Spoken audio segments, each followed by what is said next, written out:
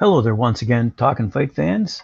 Joining me in the studio today, Christian from our Friday night panel, with once again another episode on the upcoming Olympics to be held in Tokyo this July. What have you found out for us this week? Well, Graham, in the last couple of days, there's a couple of things to cover today because in the last couple of days where we had the audacity to focus a little bit more closely on boxing for some silly reason, like it's an interest of ours, the Olympics have been moving along without us. And there are a couple of stories that have popped up that are worth exploring.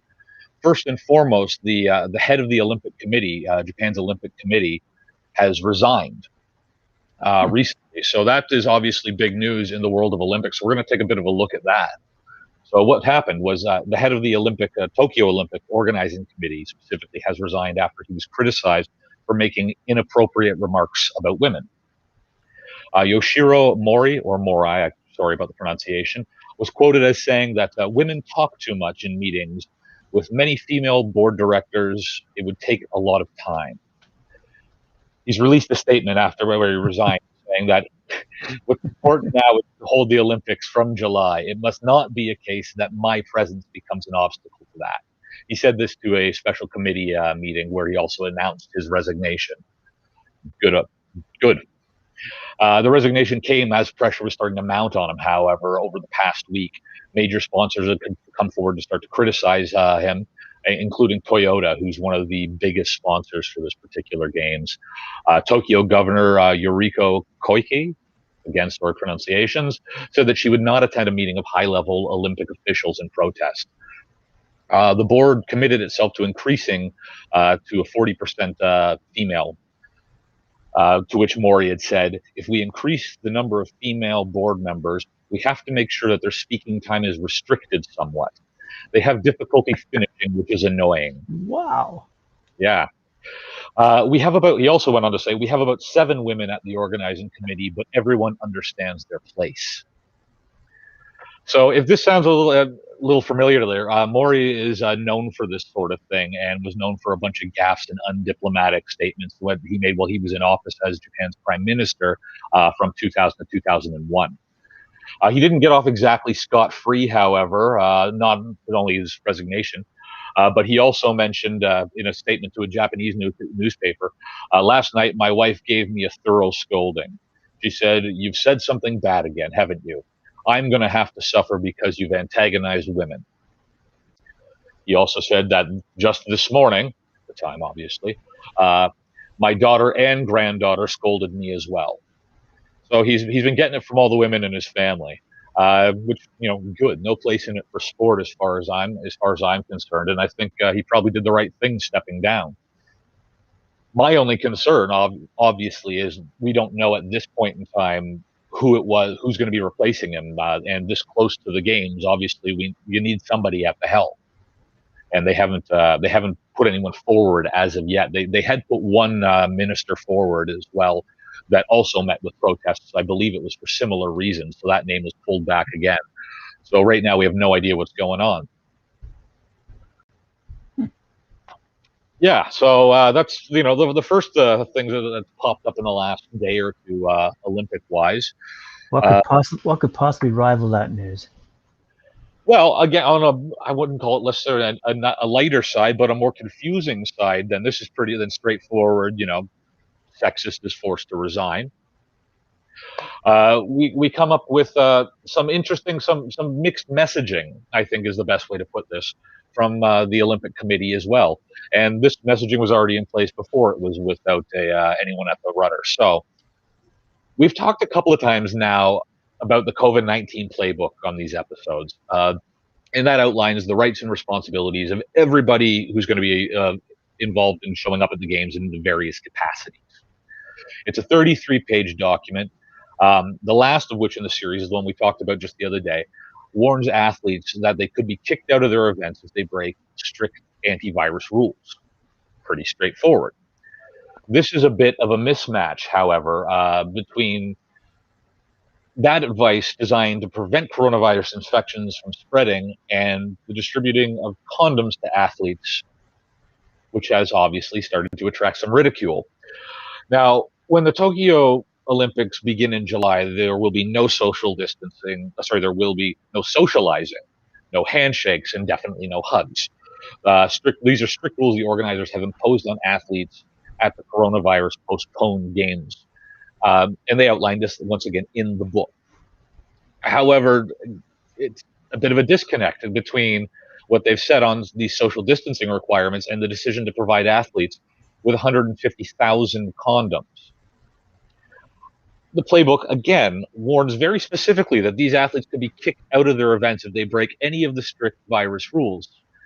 Under the guidelines, these athletes are going to be tested for the virus at least once every 4 days, and they're going to be barred from competing if they return a confirmed positive, means a double positive test result. The time in Japan, we've mentioned this as well, is being minimized to reduce risks of infection. Those staying at the Olympic Village will be expected to avoid any unnecessary forms of physical contact and to limit contact with other people as much as possible. Despite this advice, the organizers are going ahead with distributing condoms at the athletes' village. Again, this is seemingly at odds with social distancing measures. One commenter on Japan Today website asked, "Are these supposed to be worn the normal way or over the head for protection against coronavirus?" Other posters have warned of a repeated the Abe no mask fiasco in the early stages of the pandemic in Japan, when the government of the then Prime Minister Shinzo Abe promised to deliver 2 masks to every citizen to protect them from the coronavirus. Known universally as the Abe no mask, they were roundly condemned for being too small and particularly for foreigners not fitting properly. I'm not sure what we make of this one. Upon hearing this, my 2 cents is simple, short, sweet. I'm going to say the Japanese government or whoever was in charge of buying these condoms has already bought them. The purchase order was issued, they were paid for, they got boxes. Someone said, what the heck are we going to do with all these condoms? Someone must have said, oh, let's just leave 2 in each room per what we were going to do. And I'm guessing someone in the media has caught wind of this, obviously, and is now making a story out of it. Well, it's kind of hard to say because it's not like these things have a 6-week shelf life. I mean, the expiry date on a condom is, I better this thing burn in a hole in my pocket. It's got, if it don't use it today. These things last for years. And these had been a government purchase, and the plan was already to hand these things out for nothing. I can't imagine that there aren't social health initiatives active in Japan that these could have also been distributed for free to the public, what they were already going to do anyway. Well, unless they're branded. Oh, well, and they're now, yeah, and they're now, special, or it said, Tokyo 2020 Olympic Village right on it, for use by athletes only. Oh my gosh. Sorry, I'm sure this is a serious moment in Olympic history. It's more confusing than it is anything else. It's mismatched, because if you get caught, what's stopping an athlete from getting caught? Being somewhere where he shouldn't be, or she, equal rights on this one, I suppose. And they're saying, well, hold on, you've broken the rules. Piss off, you're gone. And they said, well, hold on, you're sending us mixed messages. You've also handed me these condoms, so you're obviously condoning, sexual contact of some form. It's just common sense says it shouldn't be used. Common sense says, obviously you're going to stick to the COVID-19 restrictions in the playbook. Maybe it's like when you go to a trade show or a conference and you get a little bag, and in that bag is a whole bunch of trinkets and trash. Maybe that's what's happening here. I mean, that's a possibility. It is a possibility, but I'm just saying that, you want to eliminate the possibility for someone who's cornered, who's looking for an excuse to not get thrown out of the games, is going to try to throw this back at someone and going, well, you obviously condone this because you gave me the condoms in the first place. You're complicit. All right. Here's theory number 3.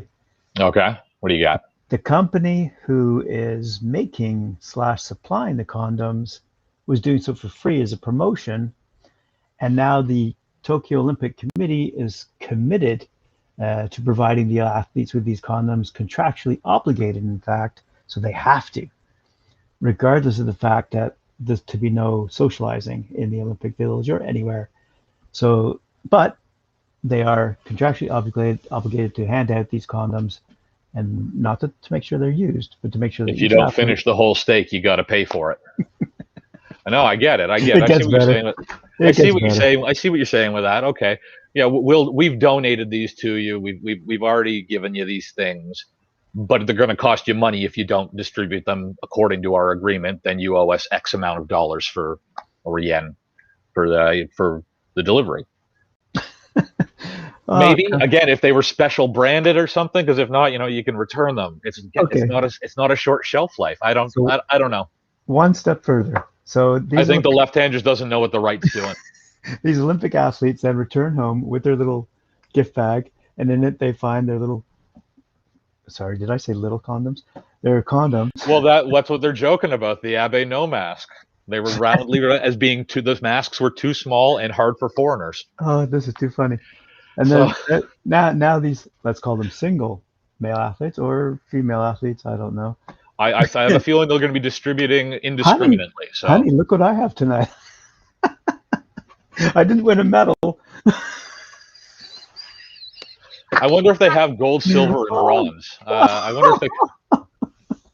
I'm sorry, maybe I have to fill out a form first. Would you like extra large, large? Well, again, that'll be your gold, silver, and bronze right there. So, okay, I'm out of control now. But nobody's ordering bronze. But that's just a point of pride. Oh boy. Well, thank you very much. That was very enlightening. I'm sorry. Top takeaways from the day: the Olympic Committee is rudderless and confused at the moment in Tokyo. Rudderless for a good reason, because he needed to go, but confused. And they need to start consolidating a little bit and figuring out, again, the left doesn't know what the right's doing. So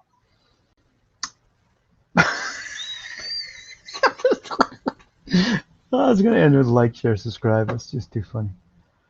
And if you're subscribing, ring the bell, please. Get notifications.